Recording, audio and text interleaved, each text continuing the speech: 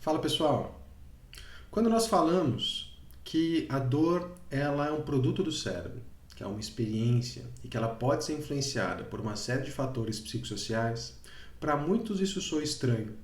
Parece que existe uma dor real, que acontece por conta da sinalização de estímulos nocivos que vêm da periferia. E uma dor extra que é causada por esses fatores, né? Como se esses fatores somatizassem ou criassem a dor. E esse entendimento dualístico, né, entre uma dor real e uma dor que é influenciada por fatores psicossociais, gerou ao longo do tempo termos como dor psicogênica, que é a ideia de que, olha, existe um tanto de dor que o paciente está sentindo pelo nível funcional dele, mas esse tanto aqui que ele relata mais, isso aí não é real, isso está vindo da cabeça dele. O que a gente sabe hoje, isso consta na própria definição de dor, que dor é tudo aquilo que o paciente fala que sente.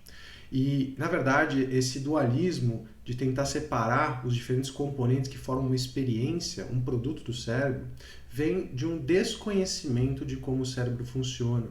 Na verdade, vem do começo da neurociência, né, no boom que aconteceu ao longo do século XX, onde a gente tinha uma base de modelos computacionais para tentar entender como o cérebro funcionava. O cérebro foi entendido por muito tempo como um computador, que então processaria uma quantidade muito grande de informações para assim emitir uma resposta. Então é como se a dor ou qualquer outra experiência fosse, na verdade, fruto de um processamento muito grande de informações pelo cérebro, que aí no final, né, culminou numa resposta de dor. Ou de qualquer outra saída do cérebro, resposta cerebral. Acontece que o cérebro não é um computador e a gente precisaria de uma quantidade muito maior de neurônios para conseguir funcionar dessa forma. Existiram algumas espécies do gênero Homo que de fato tiveram mais neurônios e mais massa cerebral do que a gente, mas eles não estão aqui agora. E o nosso cérebro de Homo sapiens sapiens evoluiu justamente com uma quantidade de neurônios maior proporcionalmente com relação a vários outros mamíferos, inclusive primatas de grande porte. Mas a principal característica do nosso cérebro parece estar no número de associações que a gente tem entre esses neurônios que nós temos e na capacidade que o nosso cérebro tem de chutar. Então, o conceito que eu vim falar para vocês hoje diz respeito à inferência perceptual, que na verdade é a capacidade que o nosso cérebro tem de, com base em poucas informações, informações esparsas coletadas por outros sensores, ele consegue, na verdade, usar essas informações para tentar fazer projeções e para emitir respostas. E nós vamos falar um pouco disso hoje. Esse conceito de inferência, ele começou, na verdade, no século XIX, com um cientista médico, neurologista chamado Hermann von Helmholtz, que começou a entender que, ao estudar a retina, principalmente, que não era possível que a imagem tão nítida que nós vemos e percebemos, né, visual, fosse fruto daquela câmera tão precária que a gente tinha ali na periferia. E ele começou a filosofar em cima do fato de que era muito provável que o nosso cérebro usava algumas informações coletadas pelo nosso olho para criar essa experiência visual tão rica que a gente percebe. E ao longo do tempo, a gente teve várias outras pesquisas, né, relacionadas à forma como o cérebro funciona, que foram desenvolvendo esse conceito de inferência perceptual. Eu vou mostrar algumas para vocês aqui, algumas ilusões, e as ilusões são bem interessantes porque elas são formas fáceis da gente perceber como o nosso cérebro trabalha e o que acontece quando a gente acaba expondo algumas fraquezas desse modo de inferência, né, que ele usa para trabalhar. Eu vou mostrar agora para vocês nos slides. Então é interessante a gente olhar para ilusões, principalmente as visuais no começo, porque é muito óbvio, quando a gente cai numa ilusão, a gente percebe de uma forma muito fácil o que o nosso cérebro estava tentando fazer, né? E é difícil não ver ou não perceber que você caiu numa ilusão. Esse é um exemplo de uma ilusão bem conhecida, chamada de The Hollow Mask Illusion. Então, se vocês olharem para cá, para essa parte da imagem, todo mundo vai ver a parte da frente de um rosto, né? Uma parte convexa, com características convexas. Mas na medida que essa máscara vai sendo rotacionada e a gente vai olhando para a parte de dentro da máscara, aqui a gente está olhando para o interior da máscara. Então, nós deveríamos perceber um rosto com características côncavas, como se a gente estivesse olhando para dentro da máscara. Mas o que a maior parte das pessoas percebe é a frente de um rosto, porque o nosso cérebro foi selecionado ao longo da evolução e da nossa existência para perceber características parecidas com o rosto como um rosto. né? E aí, independente do que está acontecendo na periferia, independente da informação que a retina está coletando, na hora de criar a nossa experiência visual, a gente vê um rosto convexo à frente de um rosto mesmo. Essas ilusões, elas são contexto dependentes também, né? E esse é um exemplo disso. A gente está agora recebendo na nossa retina a projeção desses dois balões, eles estão à mesma distância da retina de cada um de vocês, na tela do celular ou na tela do computador. Só que por eles serem apresentados juntos na mesma imagem e por um ser maior do que o outro, parece que o balão menor está mais distante enquanto o balão maior está mais próximo. Isso é uma ilusão de profundidade. Na verdade, eles estão sendo projetados à mesma distância, né, da nossa retina. Isso é o cérebro interpretando e gerando uma noção de profundidade com base nisso. E a gente tem, inclusive, ilusões mais complexas, né, que o nosso cérebro consegue criar. Então, essa é uma ilusão famosa, onde a gente tem aqui os pontos A e o ponto B. A maior parte das pessoas percebe de fato eles como diferentes, o ponto A como mais escuro e o ponto B como um quadrado claro. Mas o que acontece é a gente traça ou faz um traçado de referência aqui, usando a cor dos próprios pontos para construir esse traçado, o que a gente consegue ver é que os pontos A e B, na verdade, eles têm a mesma cor. E vejam bem, cor é uma característica complexa de se definir, porque a cor não existe no mundo real. Não existe verde, vermelho, né? Fala isso para uma tartaruga que tem 8 cones. A gente tem só 3 cones, e a gente usa a informação desses 3 cones para construir todo o nosso espectro de cor. Uma tartaruga tem 8 cones. Então, a nossa percepção de cor não está no objeto. A percepção de cor está no sistema biológico que processa aquela informação. O que os objetos têm é uma capacidade inerente de refletir comprimentos de onda. Cabe ao nosso cérebro, ao nosso aparato visual e cerebral, processar isso e refletir de volta para o objeto uma cor. E aqui o que a gente está vendo é 2 quadrados que estão refletindo o mesmo comprimento de onda, eles têm exatamente a mesma cor, só que o nosso cérebro não consegue deixar de levar em consideração as informações contextuais para processar a cor. Esse objeto B está na sombra desse objeto verde, existe um padrão simétrico de distribuições entre os quadrados. O nosso cérebro leva tudo isso em consideração ao processar a cor, de forma que a gente só percebe que isso é uma ilusão quando a gente usa uma referência externa para ver isso, né? E aí fica muito claro que isso é uma ilusão e que os dois têm a mesma cor. Mas o interessante das ilusões é que, dependendo do sistema que está sendo iludido, não importa quantas vezes você seja submetido à ilusão, ela continua te iludindo. Isso, por exemplo, é reflexo do nosso sistema visual, que é um sistema de uma rede cerebral extremamente precisa. Eu preciso das informações da retina para projetar toda a minha experiência visual, né? Outras neurotags e outros perceptos ou contínuos perceptuais não funcionam da mesma forma. Então, é interessante verificar que, como eu falei para vocês, né, o nosso cérebro ele vai tentar fazer sentido das informações que estão chegando. E tem uma série de coisas que, se a gente parar para pensar, elas são um pouco até malucas, né? O fato, por exemplo, de vocês estarem vendo a minha boca se mexer, escutando o som da minha voz ao mesmo tempo.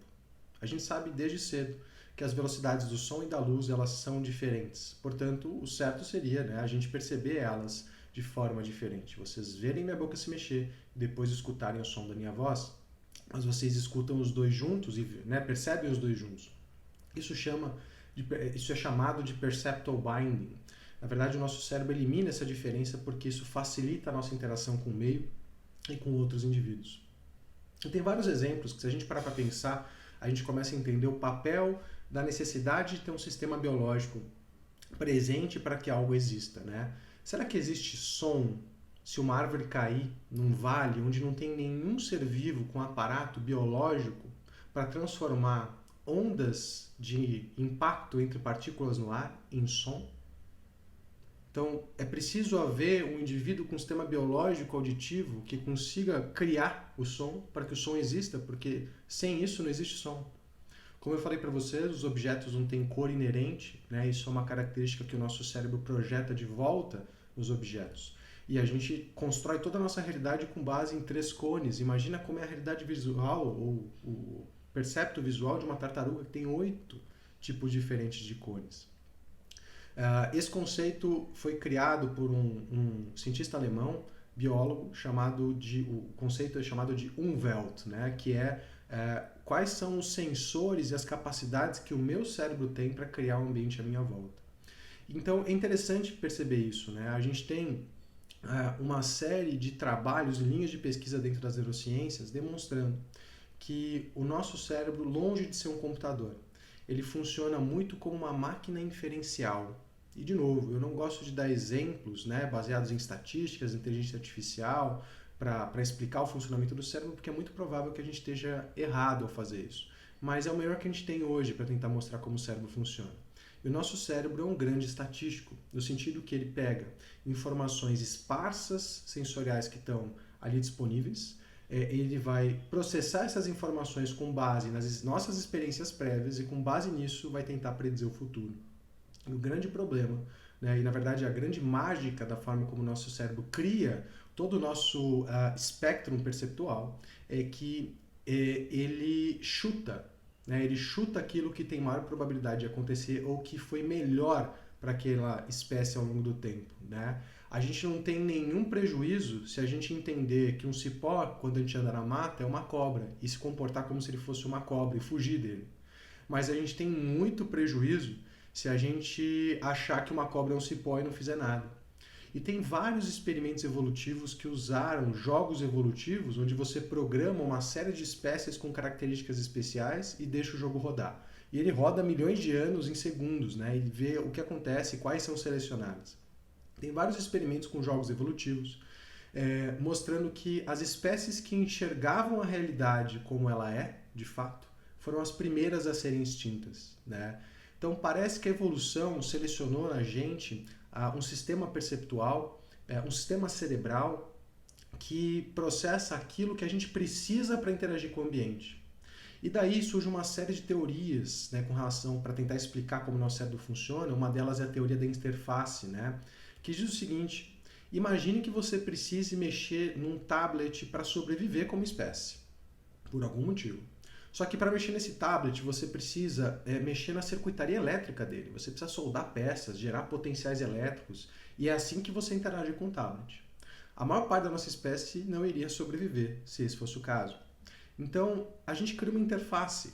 A gente cria, por exemplo, uma tela que a gente interage de forma touchscreen, aplicativos onde você não precisa saber nada de programação, não precisa saber nada de circuitaria e de elétrica, você só precisa interagir com aquilo. A teoria da interface diz que o mundo à nossa volta, como a gente o percebe, é um chute, é uma criação do cérebro. A nossa percepção de corpo é um avatar criado pelo nosso cérebro. E nós sabemos até o substrato neural e as áreas cerebrais que parecem que estão relacionadas com isso, né? A área de relações visoespaciais no córtex parieto-occipital direito parece ser uma área importantíssima para a criação desse avatar. Uma área que, quando lesionada em acidentes vasculares cerebrais, por exemplo, gera heminegligência, síndrome de Pusher e algumas outras condições. Então, é interessante a gente perceber que não só a percepção, mas como toda a saída do nosso cérebro é um chute. O movimento, o comportamento, pensamentos, emoções e a dor. E o mais interessante da gente entender essa forma de funcionamento inferencial do cérebro é perceber que se dói no tornozelo, por exemplo, não tem, na verdade, nada acontecendo ali, né? Não é que está doendo no tornozelo. O nosso cérebro, por algum motivo, processou informações e decidiu criar uma experiência de dor e projetou ela de volta no nosso avatar ali no tornozelo. Esse mesmo mecanismo faz com que um paciente com uma perna amputada continue sentindo dor na parte que foi amputada. Porque não dói na região, né? A dor não está na região de origem do problema. Ela é projetada de volta pelo cérebro para lá. Assim como os objetos não têm cor em si, a gente projeta a cor de volta nos objetos. Então, é assim que nosso cérebro funciona. E talvez esteja na hora da gente começar a parar de procurar as causas dessas respostas cerebrais, onde a gente as vê como seres humanos, né? Nos tecidos e nas regiões que a gente as vê, e começar a entender quais são os processos e mecanismos relacionados à forma como o cérebro funciona e projeta, né, as coisas de volta. Se a gente quiser entender movimento, ao invés de a gente entender só o sistema de alavancas, faz muito mais sentido a gente entender como o nosso sistema de movimento funciona. Se a gente quiser entender dor, faz muito mais sentido a gente entender como o nosso sistema de sinalização nociceptiva funciona e nosso sistema de dor funciona, e como ele muda ao longo do tempo e do processo de cronificação. Então, o nosso cérebro, ele não é um computador, ele é um belo estatístico, por assim dizer, né? E o grande problema é que ele chuta e chuta com frequência, enviesando esse chute para aquelas coisas que tendem a proteger o indivíduo. Como eu disse para vocês, não tem nenhum problema em eu achar que eu vi uma cobra e fugir dela quando era um cipó, mas existe um problema muito grande quando eu, na verdade, confundo uma cobra com um cipó e não faço nada. Então, o nosso cérebro não só evoluiu para chutar, como evoluiu para chutar em favor daquelas coisas que podem nos ferir, podem nos ameaçar, né? E que merecem comportamento, merecem que a gente tome uma atitude. Esse é o conceito de inferência perceptual. Se vocês quiserem saber um pouco mais sobre o assunto, eu sugiro que vocês procurem por um autor chamado Carl Firestone, é um dos maiores pesquisadores neurocientíficos sobre o conceito de inferência cerebral como um todo, tá?